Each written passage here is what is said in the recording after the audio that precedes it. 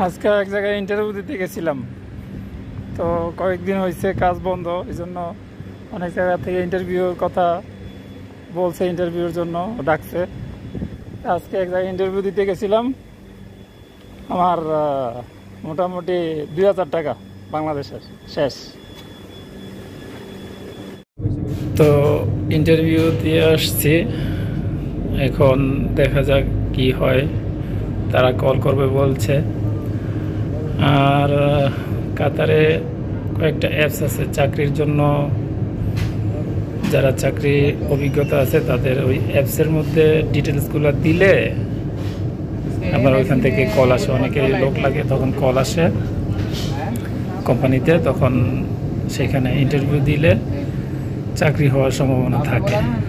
তো আশা করি যে আলহামদুলিল্লাহ চাকরি হবে। ফ্রি ভিসায় ছিলাম অনেক দিন, এখন চিন্তা করলাম যে ফ্রি ভিসায় থেকে কোনো ফায়দা নেই।